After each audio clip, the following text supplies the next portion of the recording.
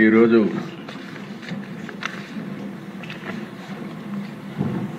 Budget రెండోసారి full pledged బడ్జెట్తో మనం సమావేశం అవుతున్న దిశ.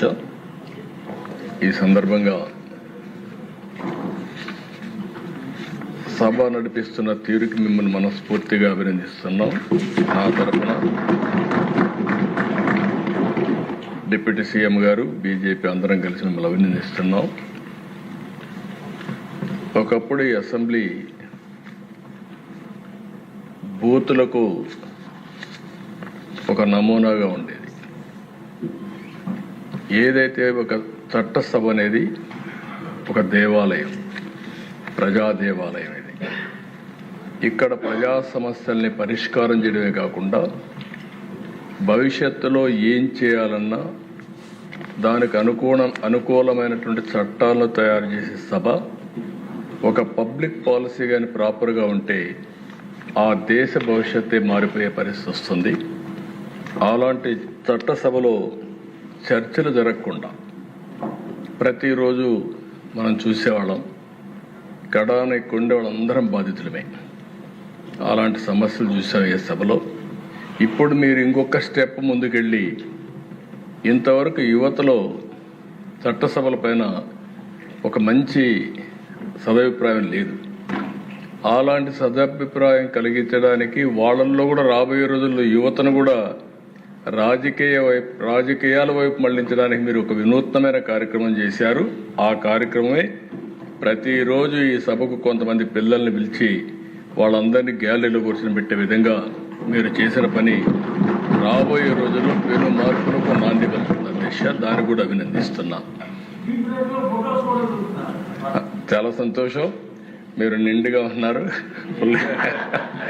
ఫోటోలు కూడా బాగా ఇద్దరు కలిసి ఫోటోలు కూడా ఇస్తున్నారు, స్ఫూర్తిని నింపుతున్నారు. మొన్నే మాక్ అసెంబ్లీ కూడా పెట్టారు. నాకు వాళ్ళు చూస్తే అనిపించింది, ఇక్కడ ఉండే సభలో ఉండే సభ్యుల కంటే మాక్ అసెంబ్లీలో చేసిన పిల్లల యొక్క ఉపన్యాసాలు అమోఘం, బ్రహ్మాండంగా చేశారు. నిజమైన ప్రజాప్రతినిధిగా వెలిగే పరిస్థితికి వచ్చారు. ఈ సందర్భంగా దిశ ఇంకొక పక్కన డిప్యూటీ సీఎం గారిని, అటు ప్రధానమంత్రి నరేంద్ర మోడీ గారిని, ఇక్కడుండే బీజేపీ నాయకుల్ని, జనసేన, తెలుగుదేశం పార్టీ నాయకులను కూడా మనస్ఫూర్తిగా అభినందిస్తున్నా. 20 నెలల్లో ఓసారి నాకే అనిపిస్తుంది మనమే ఈ చేయగలిగామనిపించే విధంగా అందరూ సహకరించారు. ఈ సహకారానికి మనస్ఫూర్తిగా మరొక్కసారి మీ అందరికీ కూడా అభినందనలు. ఈరోజు దేశ రాష్ట్ర చరిత్రలో కూడా మీరు ఒకసారి చూస్తే ఇటు నేను కానీ పవన్ కళ్యాణ్ గారు కానీ ఏదో చెయ్యాలి అనే తపంతో అనునిత్యం ఆలోచిస్తున్నాం. విభజన జరిగింది 2014. రాజకీయ కారణాలు ఏవైనా కావచ్చు కానీ విభజన జరిగింది. దానివల్ల ఆంధ్రప్రదేశ్ నష్టానికి కొంత నష్టం జరిగింది. ఆ రోజు కూడా నేను ఒకటే మాట చెప్పాను. నా స్టాండ్ అయితే తెలుగు జాతి ఒకటే, విభజన చేస్తే ఆంధ్రప్రదేశ్కి న్యాయం చేయండి, సమైక్యంగా పెడితే తెలంగాణ ప్రజానికాన్ని కూడా కాన్ఫిడెన్స్ తీసుకోమని చెప్పాను తప్ప ఏ సైడ్ కూడా నేను సపోర్ట్ చేయకుండా తటస్థంగా ఉన్నాను. సరే, రాజకీయ కారణాలు జరిగిన తర్వాత దిశ కొన్ని డిసడ్వాంటేజెస్ వచ్చాయి. ఇక్కడ రాజధాని లేదు, పట్టణ జనాభా తక్కువ, వ్యవసాయమే ఆధారం. దీంతో ప్రభుత్వానికి ఆదాయం కూడా తక్కువ వస్తుంది. ఆ స్ట్రక్చరల్ డెఫిషియన్సీస్ కూడా ఉన్నాయి. అయితే ఆ దిశ యథార్థాన్ని ఎప్పటికైనా జీర్ణించుకొని మనం సమర్థవంతంగా ముందుకు పోతే తప్ప నిలదొక్కుకోలేమని అభిప్రాయంతో అంత మునుపు నేను చేసిన అనుభవం కూడా నాకు గుర్తించుకొని దానికంటే ఇంప్రూవ్డ్ వర్షన్ తేవాలనే ఉద్దేశంతో ముందుకు పోయాం. 14-19 ఈ అసెంబ్లీ దగ్గర 1 ఇయర్ ఆ లోపలని ఈ అసెంబ్లీ కట్టాం. అదే మరి అధ్యక్ష, ఆ రోజు ఈ అసెంబ్లీ కట్టినప్పుడు మీరు చూస్తే ఇక్కడ అసెంబ్లీ రావడానికి కారణం ఎవరంటే ప్రపంచంలో ఎక్కడా జరగని విధంగా 29,000 మంది రైతులు 33,000 ఎకరాలు భూమి ల్యాండ్ పూలింగ్కి ఇచ్చారు. దిశ ఒక్క పైసా మనం ఇవ్వలేకపోయాం. మనం ఇచ్చిందంతా వాళ్ళకి ఏంటంటే డెవలప్ చేస్తాం, తిరిగి మీకు ప్లాట్ ఇస్తాం, రాజధాని వస్తుంది, మీకు పేరు వస్తుంది, మీకు కూడా భవిష్యత్తులో మెరుగైనటువంటి ఆదాయం వస్తుందని ఒక్క మాట చెప్తే నమ్మిచ్చారు దిశ. అక్కడి నుంచి మనం స్టార్ట్ చేశాం. 5 ఏళ్ళు కష్టపడ్డాం. ఆ రోజు అనేక పనులు జరిగాయి.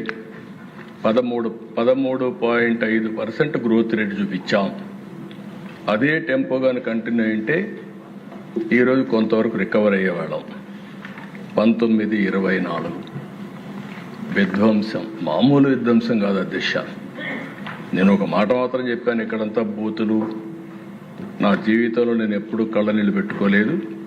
ఆ రోజు ఈ అసెంబ్లీలో నాకు జరిగిన అవమానానికి నాలాంటి వాడు కుంగిపోయి కళ్ళనీళ్ళు పెట్టుకున్నానంటే నాలాంటి వాళ్ళు ఈ రాష్ట్రంలో ఎంతమంది సఫర్ అయ్యారో మనందరం గుర్తుపెట్టుకోవాల్సిన అవసరం ఉంది. ఆడ బిడ్డల్ని ఎక్కడికక్కడ అనూహ్యంగా ఇష్టానుసారంగా మాట్లాడే పరిస్థితి. అది అయిన తర్వాత దిశ మీ అందరికీ ఐడియా ఉంది. కడాను నాకు నోటీస్ ఇవ్వకుండా నన్నే అరెస్ట్ చేయడం. పవన్ కళ్యాణ్ గారు విశాఖపట్నం వెళ్తే ఆయన దిగనీయకుండా తిరిగి హోటల్లో ఉంటే బలవంతంగా పంపించడం. అలాంటి నాయకులు ఇప్పుడు నీతిని మాట్లాడే పరిస్థితికి వచ్చారు. నేను ఒకటే చెప్పాను అధ్యక్ష, నేను ఏ పని చేసినా మా ఉప ముఖ్యమంత్రి కానీ కొండే వాళ్ళందరూ కానీ ఏ పని చేసినా ప్రజలను దృష్టిలో పెట్టుకొని చేస్తాను తప్ప నాయకుల్ని పార్టీల్ని దృష్టిలో పెట్టుకొని కాదని మరొక్కసారి మీ ద్వారా ప్రజలందరికీ విజ్ఞప్తి చేస్తున్నాను అధ్యక్ష. ఆ రోజు మేము ఒకటే నిర్ణయించుకున్నాం, రాష్ట్రానికి తీవ్రమైన అన్యాయం జరిగింది.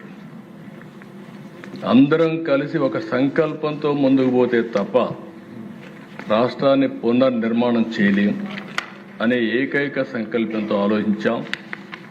నేను ఆ రోజు జైల్లో ఉన్నప్పుడు నాకు బాగా జ్ఞాపకం అధ్యక్ష, పవన్ కళ్యాణ్ గారు బాలయ్య గారు ఇద్దరు వచ్చారు. వచ్చినప్పుడు పవన్ కళ్యాణ్ గారు బయటపోయి ఏది ఏమైనా ప్రభుత్వ వ్యతిరేక ఓటు ఒకటి కూడా డివైడ్ కావడానికి వీల్లేదు, మేము పొత్తు పెట్టుకుంటామని చెప్పిన వ్యక్తి పవన్ కళ్యాణ్ గారు అని చెప్పుకునే వ్యక్తి.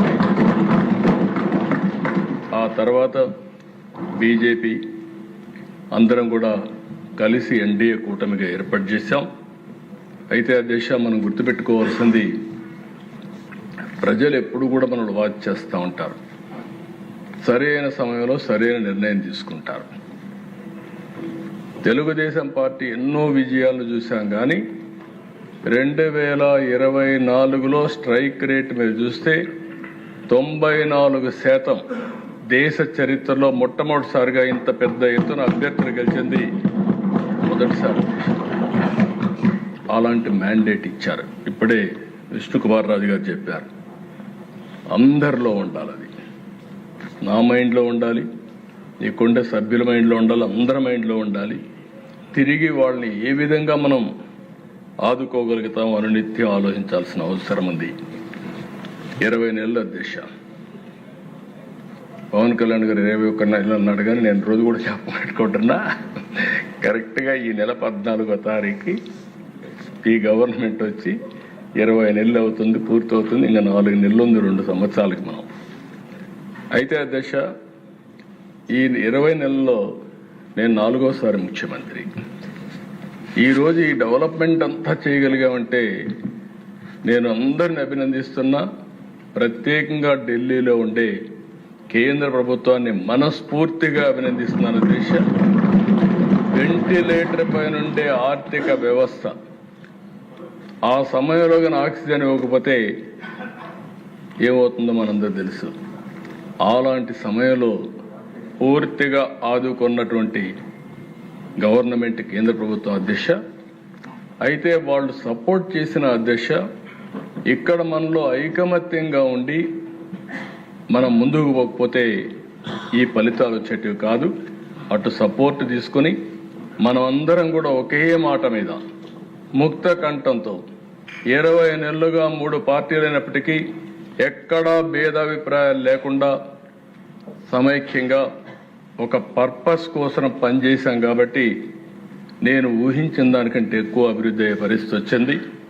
ఈరోజు మీరు చూసిన ప్రదేశ సమిక్షేమం చాలామంది నన్ను అడిగారు, మీరు చేయగలుగుతారా, డబ్బులున్నాయా, ఎక్కడున్నాయి, సూపర్ 6 అన్నారు, ఏంటని అడిగితే నేను ఒకటే చెప్పాను, అధ్యక్ష సంకల్పం ఉంది, అదృష్టం ఓసారి అధ్యక్ష ఆ రోజు ముగ్గురం కలిసి పోటీ చేశాం కాబట్టి ఈ రాష్ట్రాన్ని ఆదుకునే బాధ్యత కేంద్రం కూడా తీసుకోవడం ఈ రాష్ట్ర అదృష్టం అని చెప్పి కూడా నేను మీకు తెలియజేస్తున్నా. ఆ విధంగా కలిసి వచ్చింది.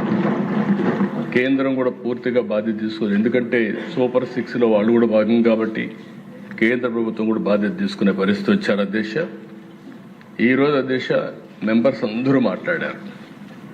అందరూ మాట్లాడినప్పుడు మీరు చూస్తే ఒక చరిత్రలో ఎప్పుడు జరగడానికి దీనికంటే కూడా ముందు అధ్యక్ష ఒకసారి మనం గుర్తుపెట్టుకోవాల్సిన అవసరం ఉంది. నేను రాష్ట్ర ఆర్థిక పరిస్థితులన్నీ ఎక్స్ప్లెయిన్ చేశాను.